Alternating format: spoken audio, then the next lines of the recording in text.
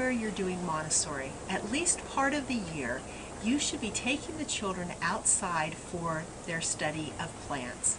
Backyard botany is something that should be a part of every Montessori school, every Montessori home. If you are looking for ways to do Montessori in an economical way, the things that are already in your natural environment are a wonderful way to do that. But even more importantly, if all you are doing is using cards that you purchased and put on the shelf to do botany, that's not Montessori botany. We use real things and help the children appreciate the beautiful environment around them. Point out the evergreen trees that change just a little throughout the year. Let the children handle the needle-like leaves and contrast them with the deciduous trees and the bushes that change radically through the seasons and that you can see the changes so readily in the spring. Check on trees such as maples frequently. Help the children mark the seasons by the cycles of life around them. Let them see those changes. Use springtime outside to observe the bulb flowers and even dig up one or two to see their hidden stem and root structures. Visit the most inviting plants in your area. Springtime flowers that last just a short time, such as daffodils, faded by the time the hyacinth blooms, and the tulips that open up next. Enjoy the bright pink blossoms of the redbud tree and the cherry blossoms that signal the fruit that's going to come later, the cherries of summertime. If you can, plant interesting bushes such as the smoke bush, so ordinary looking as it's shown here in the springtime, but with huge plumes of flowers that look like rising smoke that some children may even remember from previous seasons. Another good one is the snowball bush called fragrant viburnum. Be sure to get the fragrant kind that I've seen described as one of the most gloriously fragrant shrubs known to man, and it really is. Take frequent short trips to show the children the plants so they start to notice the cycles. The plum blossoms are gone by the time the cherry tree is in flower. Use artificial plants to supplement the real ones so the children can handle the leaf shapes that you don't have in your own yard, neighborhood, or classroom, but be sure to give the children real living things to explore and cherish wherever you can.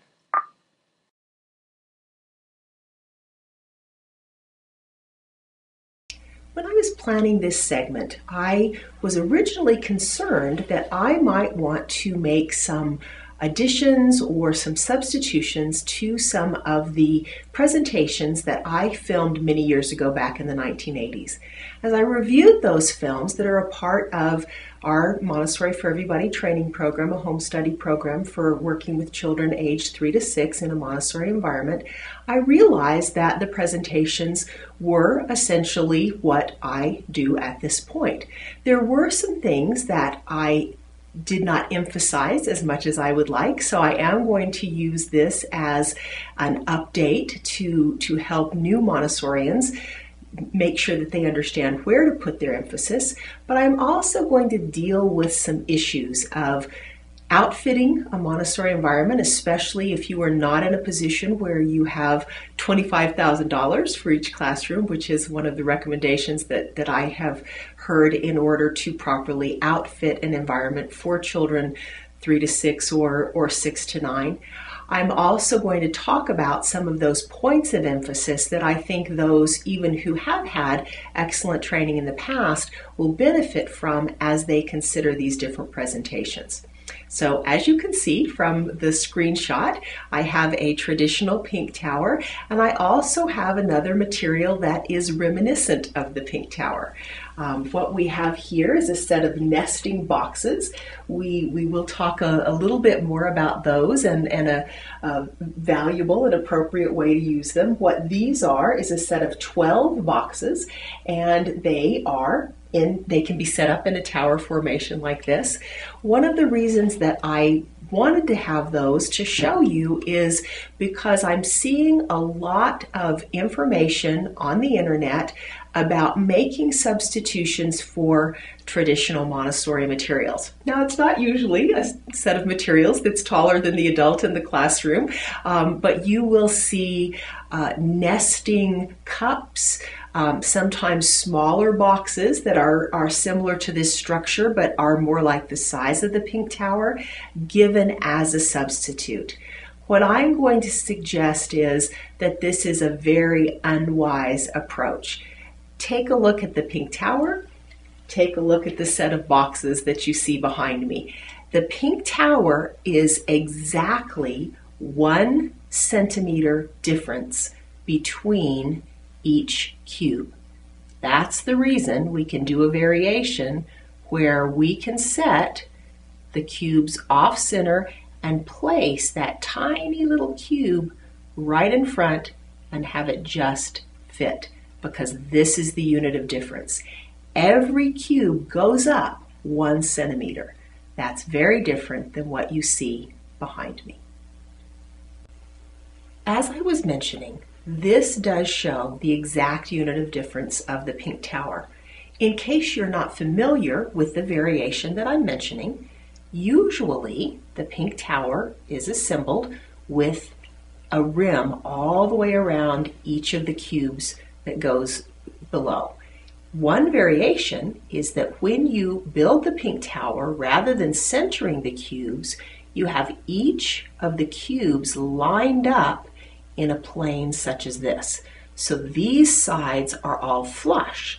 Then what you are able to do as a second extension or variation is you are able to use and demonstrate that exact unit of difference by placing the unit of difference cube, the smallest one, on each of the ledges, just like that. Before we move on with the rest of our discussion about the pink tower, how to make decisions about the fine points of giving lesson presentations, I do want to mention that a material like this does have a very valid place in the Montessori classroom. So if you have a set of nesting boxes, nesting cups, whatever, please don't throw them away. They do have a valuable use, and that is more at the level of the elementary child. A child right at the end of their time in the 3 to 6 classroom could benefit from this kind of demonstration as well, but it helps a child to understand classification.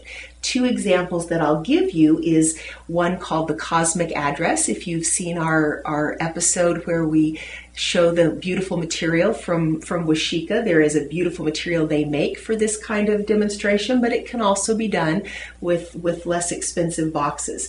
So you can do a small set, such as the 5 that I am showing you here. You could do it with all of the 12 that we have available to us in this set. So let's say we're going to do a cosmic address. So the biggest piece that we would be illustrating is the universe. So this yellow box could have, I've seen one of my colleagues recently put a photo of the universe or a representation of it in the bottom of the box.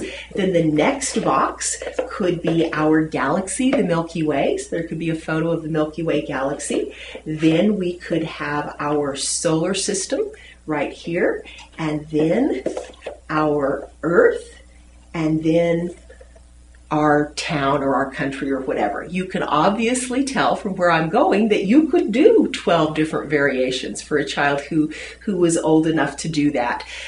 Continent, country, state, city, school, however far you would like to go, and maybe have a model of a little child to fit inside of the smallest box.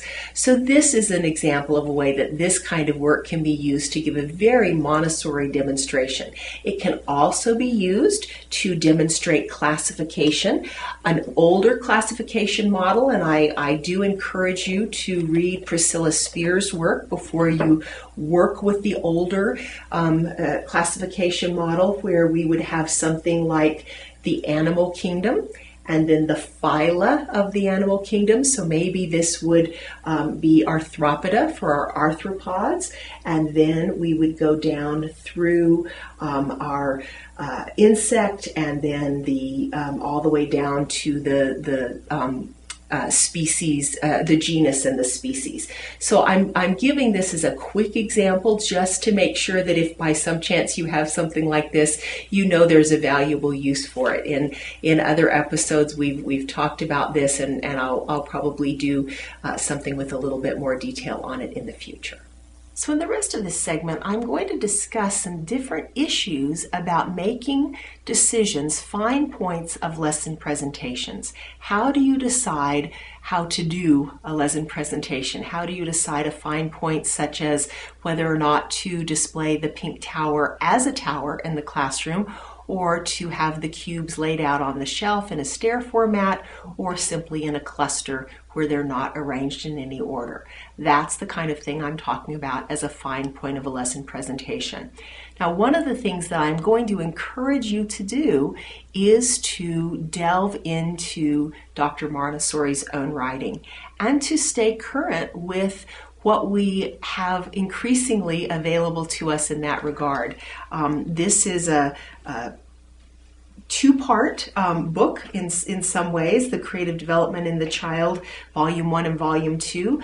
Even though this is work from the course that took place in India in 1939, it was not available, at least not to the American public, and I don't think to others either, until 1998, and a second printing came about in 2007, and that is about the time that I even became aware that the book existed, maybe even a little bit after that time. But there is a lot in this two-volume set about the fine points of lesson presentations, as well as some of the philosophical approach and things that perhaps have been covered reasonably well by the other books of Dr. Montessori's that have been published. But I am going to encourage you to use that as an important way to look for the original way of doing things in the Montessori environment. Now, what I'd like to do is I'd like to talk a little bit about some of the different concepts of fine points in a lesson presentation, and I am going to use the sensorial presentations and specifically some things with the pink tower as examples. But before I go into that, I would like to point out one of the reasons that I have done things in the video presentations that I've done as part of a training set I have available, but also how I do things if I'm giving presentations in a school, in any kind of a setting. I like to ask people to think about things.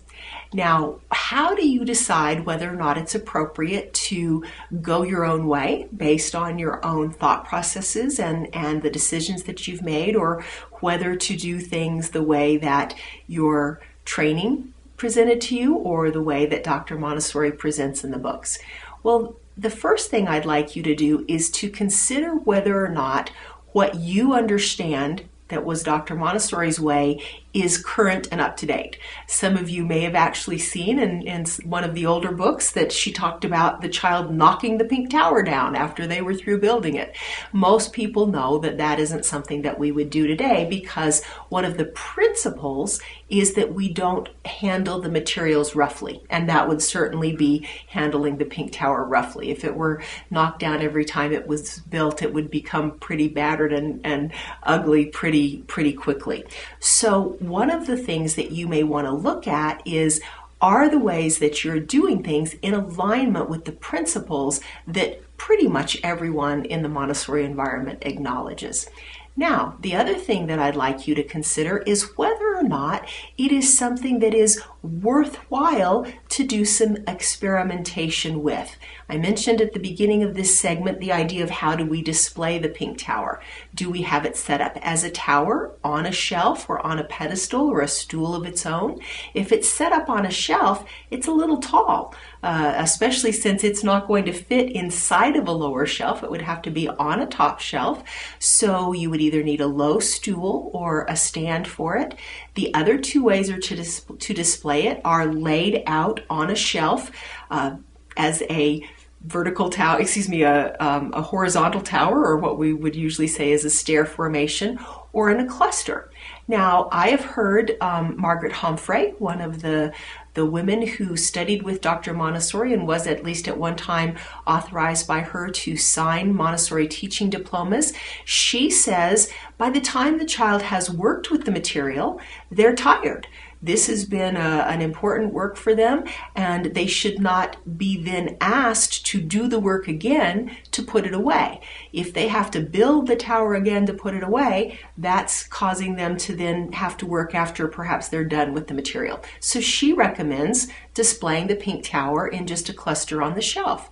Now, I think that's the kind of thing you could experiment with. It's certainly not going to hurt any child to have to put it away in a pink tower style, but that would be a point for you to observe as a thinking, thoughtful Montessori guide, mentor, whatever terminology that you'd like to use. So I'm going to suggest that however you do it, you, now that you've had that point brought out to you, have an obligation to understand what's happening when you do that. As you notice the children putting the pink tower away, what happens? How do you decide that that's an appropriate way to do it? You can experiment. Now let's talk about a different fine point with this same material. One of the things that I mentioned earlier is that even though I feel that the presentation that I recorded back in the 80s is accurate, there are a few things that I would like to give more emphasis to. One of them is that the materials, particularly the pink tower and the pink cubes or pink tower and the brown prisms or brown stair, are handled by the children with one hand. Now, this is something that I emphasized in the presentation I did, although I said for some of the larger ones that the child may need to support some of the bigger cubes underneath. And I still believe that's appropriate. So I would not model for the child using a second support hand, because with my hands I don't have any problem with it. But if I saw a child, perhaps someone who was just a very small child with very small hands, really struggling, dropping the pink cubes, I might then offer that as an addition. If you would like to use another hand for right now, you may do that. I, however, would always emphasize that by using one hand, that's the way that the pink tower is used appropriately. Why? What does that do for us? It allows us to calibrate with our hands the size. This segment, let's see, how many down am I? 6. This 6 centimeters that I'm holding my hand, if I'm in the sensitive period for being able to calibrate that with my hand, is going into my brain in a way that it can't unless I'm doing it that way. If I'm holding the pink tower like this, I'm not getting that information in through my hand. If I'm using a substitute material like the tower of boxes that I showed you, that information is not coming into my hand that way. That is one of the reasons that the authentic Montessori materials are so important, because they were designed to give to the children information that they cannot get in another way.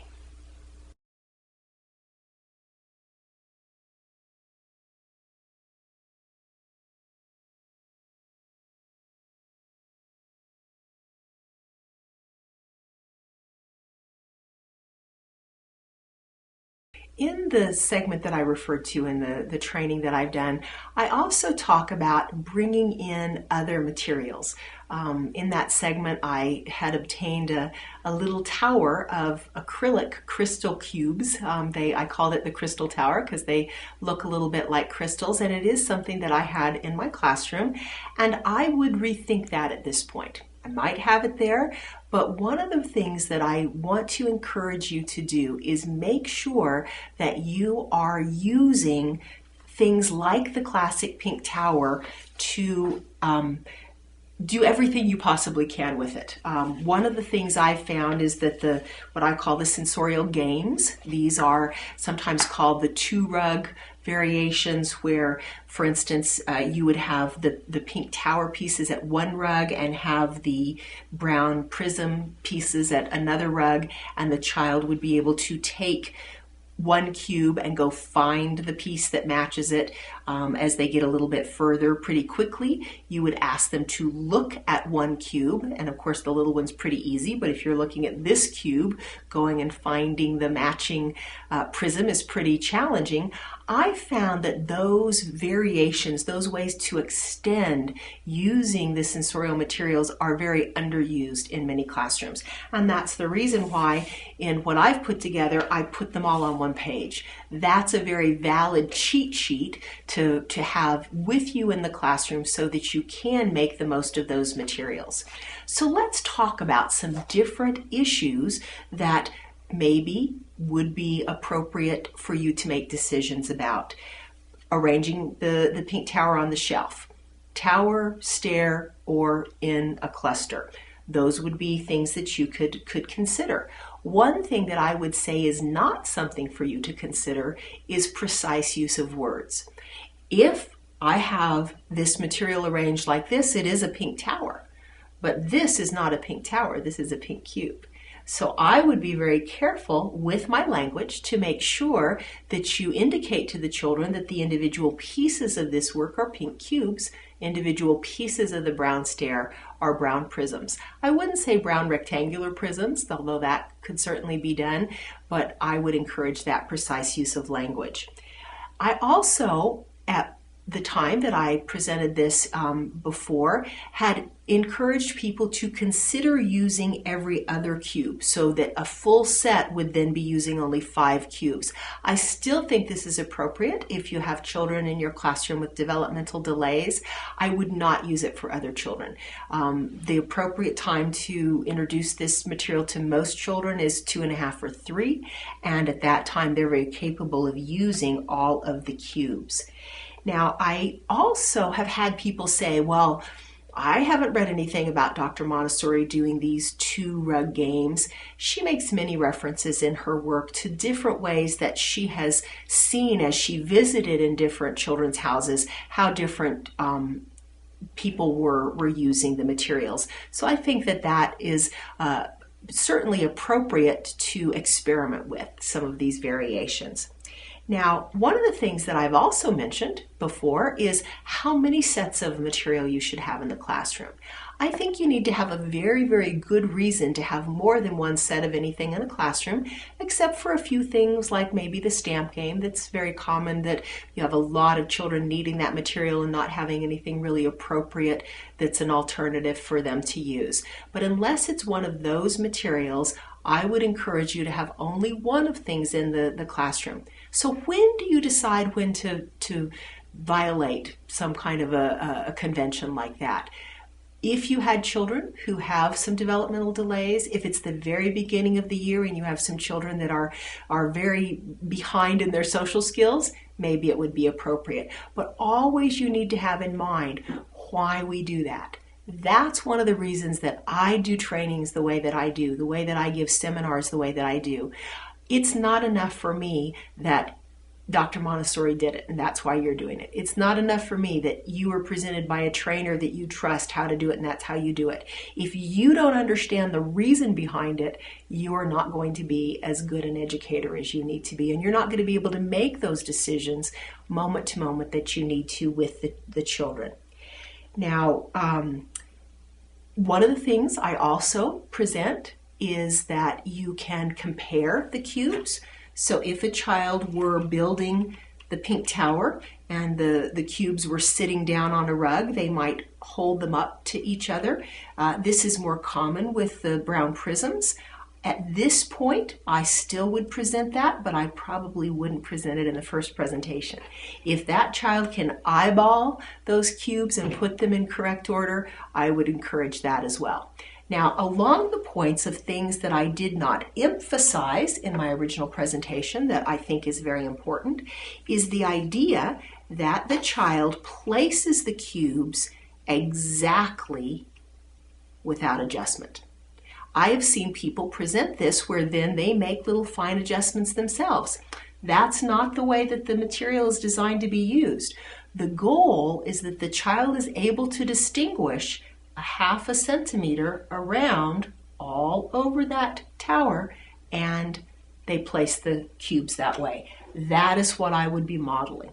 If they then make adjustments, would I say anything? Of course not, because the principle is that we don't correct a child who is learning and who is working with the material on their own. I might represent it showing that very specific placement in one motion. Now, the last piece in regard to the pink tower that I'd like to mention is I have seen printed patterns for the children to arrange the tower. I don't think that's appropriate.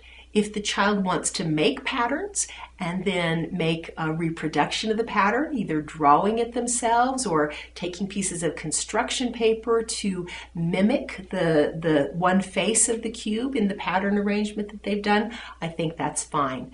I think one of the things we need to be careful not to do is to anticipate an extension that a child might explore on their own. And that's the reason that I don't suggest that the patterns are particularly useful.